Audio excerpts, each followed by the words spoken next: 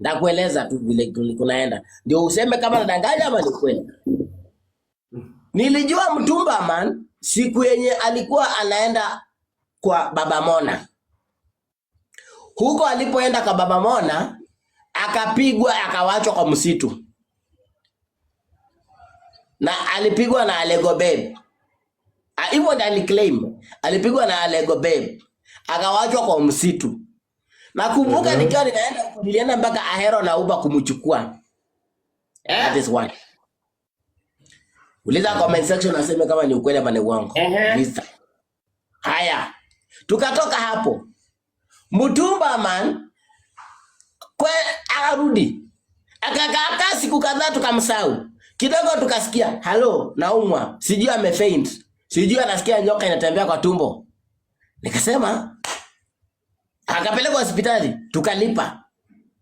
Alikuwa hospitali. Kukakuja claim. Ameletewa matunda aina ya apple. Mwenye hii matunda ni Peter Kioi. Na imewekwa sumu. Na hii sumu iliwekwa aje ilidungwa. Umeweka sumu. Ikaenda mpaka kwa Oga Obina. Mimi nikapigiwa simu. Mimi nikasema let us go legal.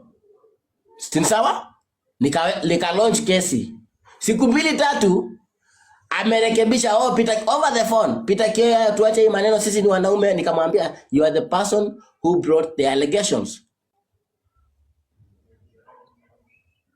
Gedaiga.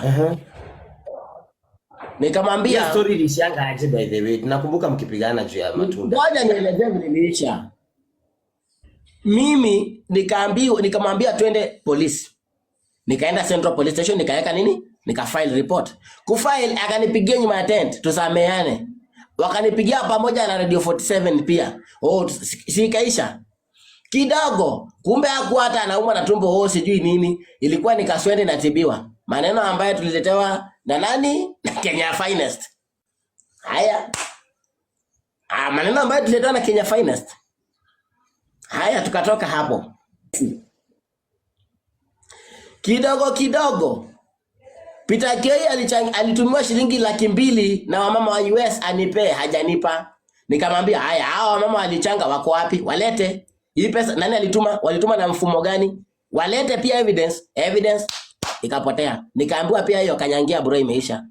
Kidogo alisema umekula pesa yake. Ya wamama wa US. Alitumiwa akakula. Imagine mpaka pesa yenye nilimtumia mpaka 80,000 nilimtumia mpaka nani kina Boychild walikuwa hapo. Boychild ndio maana alianza kukosana na yeye kwa sababu ya hiyo. Haya tukatoka hiyo kesi. Kidogo tumeanza kumsahau tena.